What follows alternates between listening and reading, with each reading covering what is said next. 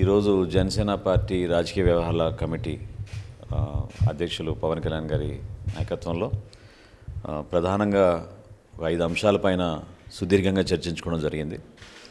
ముందుగా గత నెల ప్రభుత్వ ఇసుక విధానం పైన భవన నిర్మాణ కార్మికులు నష్టపోయిన తీరును చూసి ఒక లాంగ్ మార్చ్ కార్యక్రమం ఏదైతే విశాఖపట్నంలో నిర్వహించామో ఆ కార్యక్రమాన్ని విజయవంతం చేసినందుకు ప్రతి ఒక్క జన సైనికుడికి నాయకుడికి మన రాజకీయ వ్యవహారాల కమిటీ తరఫున అధ్యక్షులు వారు ప్రత్యేకంగా అందరికీ ధన్యవాదాలు చెప్పారు. డొక్కా సీతమ్మ గారి స్ఫూర్తితోటి రాష్ట్ర వ్యాప్తంగా 15-16 తారీఖుల్లో ఆహార శిబిరాలు ఏర్పాటు చేసి సుమారు 10 లక్షల మందికి ఆంధ్రప్రదేశ్ రాష్ట్ర వ్యాప్తంగా ఒక అద్భుతమైన కార్యక్రమం. ఇందులో పాల్గొన్నందుకు ప్రతి జన సైనికుడికి నాయకుడికి పవన్ కళ్యాణ్ గారు ప్రత్యేకంగా ధన్యవాదాలు తెలిపారు. ఈరోజు రాష్ట్రంలో తెలుగు భాష గురించి, భాష పరిరక్షణ గురించి, భావితరాలకి మనం ఏ విధంగా మన సాంప్రదాయాలు సంస్కృతిని కాపాడుకునే విధంగా పాలకులుగా రాజకీయ నాయకులుగా మనం ఈరోజు తీసుకునే నిర్ణయాలు ఎట్లా వాళ్ళపైన ప్రభావితం అవుతాయనే దానిపైన చాలాసేపు మేము కూలంకుషంగా దీని గురించి చర్చించుకున్నాం. పాఠశాలలో ప్రత్యేకంగా 2 మాధ్యమాల్లో కూడా అవకాశం కల్పించాలని, గ్రామీణ ప్రాంతాల్లో కానివ్వండి, పట్టణ ప్రాంతాల్లో కానివ్వండి, చాలామంది పేద విద్యార్థులు కొన్ని సందర్భాల్లో వాళ్ళ తల్లిదండ్రులు ఎంతో కష్టపడి వాళ్ళని పాఠశాలకు పంపిస్తున్నారు. వీళ్ళపైన బలవంతంగా ప్రభుత్వం ఇంగ్లీష్ భాషనే ఒక మాధ్యమంగా తీసుకోవడం అనేది మాత్రం జనసేన పార్టీ దాన్ని నిరసిస్తోంది. 2 మాధ్యమాలు అవకాశం ఇవ్వాలి, తెలుగు కానివ్వండి, ఇంగ్లీష్ కానివ్వండి. ఆ విద్యార్థితో పాటు వాళ్ళ కుటుంబంలో ఉన్న పెద్దలు, తల్లిదండ్రులు కూడా ఒక నిర్ణయం తీసుకుని వాళ్ళు ఏ విధంగా వాళ్ళ పిల్లల్ని ఇంకా చక్కగా తీర్చిదిద్దగలుగుతారో ఆ విధంగా మనం అవకాశాలు కల్పిస్తే తప్ప తొందరపడి ఒక నిర్ణయం తీసుకుని ఒక తరానికి అన్యాయం చేసే విధంగా ఈ ప్రభుత్వం చర్యలు కనపడుతున్నాయనే భావన మా అందరిలోనూ కలిగింది. ఎట్టి పరిస్థితుల్లో సుమారు 95,000 మంది ఉపాధ్యాయులు ఉన్నారు. వాళ్ళందరికీ శిక్షణ కలిగించాలి. ఆ విధంగా ఆ కుటుంబాల్లో కూడా కొంత మార్పు వచ్చే విధంగా, ప్రతి ఒక్కరు కూడా దీన్ని స్వాగతించే విధంగా, ఒక గొప్ప అనుభవంగా భావించుకునే విధంగా ఒక మార్పు తీసుకురావాలనే ఆలోచన అందులో రావాలని, ఖచ్చితంగా తెలుగు భాషని ప్రోత్సహించాల్సిన బాధ్యత, పరిరక్షించాల్సిన బాధ్యత కూడా తెలుగు భాష పైన ప్రతి ఒక్కరికి, ప్రభుత్వంలో ఉన్న ప్రతి ఒక్కరికి కూడా ఈ బాధ్యత ఉండాలని మరి జనసేన పార్టీ భావిస్తోంది.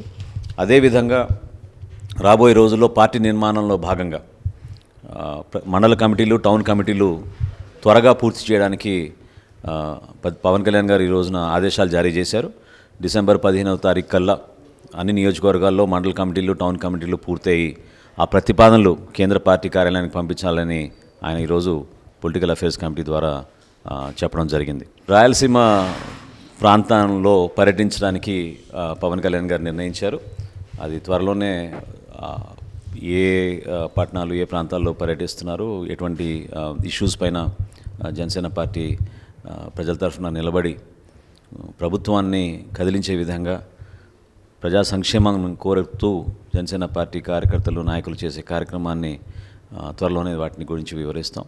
రాయలసీమ కార్యక్రమంతో పాటు అన్ని ప్రాంతాల్లో కూడా సుమారు 49 నదులు మనకి ఆంధ్రప్రదేశ్లో ఉన్నాయి. ఆ 49 నదులు పరిరక్షణ గురించి, ఏ విధంగా గతంలో ఆ వైభవం ఉండేదో, నదీ పరివాహక ప్రాంతాల్లో ఏ విధంగా రైతాంగం కొన్ని గ్రామాల్లో చక్కటి అవకాశాలు ఉండేవో ఎట్లా కోల్పోయిందో, ఈరోజు అక్కడ వచ్చిన కలుషితమైన వాతావరణాన్ని ఒక మార్పు తీసుకురావడం కోసం ఒక గొప్ప కార్యక్రమం జనసేన పార్టీ తరఫున రూపొందించారు.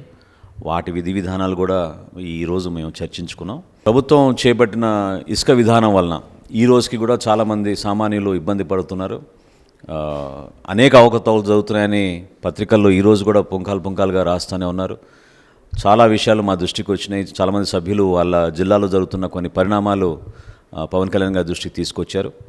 సో ఈరోజు ఆయన పిలుపునిచ్చారు. ప్రతి జన సైనికుడు, నాయకుడు కూడా ఖచ్చితంగా మీరు చాలా స్పష్టంగా ఎక్కడైతే ఇసుక రీచ్లు ఉన్నాయో, ఎక్కడైతే ఇసుక ట్రాన్స్పోర్టేషన్ వీళ్ళు చేస్తున్నారో, ఆ రవాణా సరైన రీతిలో జరుగుతుందా లేదా, సామాన్య ప్రజలకి అది చేరుతుందా లేదా దానిపైన తప్పకుండా మీరు సమాచారం సేకరించుకుని ఒక వాట్సాప్ గ్రూపుల ద్వారా అవసరమైతే కంప్లైంట్లు కూడా ఇచ్చి కేంద్ర పార్టీ కార్యాలయానికి దృష్టి తీసుకొస్తే వాటిపైన మనందరం కూడా స్పందించి ప్రభుత్వాన్ని మనం ఈ అవకతవకలు అరికట్టడానికి తీసుకోవాల్సిన చర్యలపైన పార్టీ తరఫున తప్పకుండా మనం పోరాడదామని నిర్ణయం తీసుకున్నారు.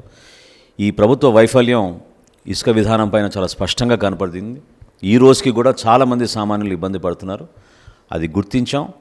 జనసేన పార్టీ ఎప్పుడు కూడా ప్రజల తరఫున, సామాన్యుల తరఫున నిలబడే విధంగా ఈ పాలసీల పైన పోరాడుతూనే ఉంటుంది.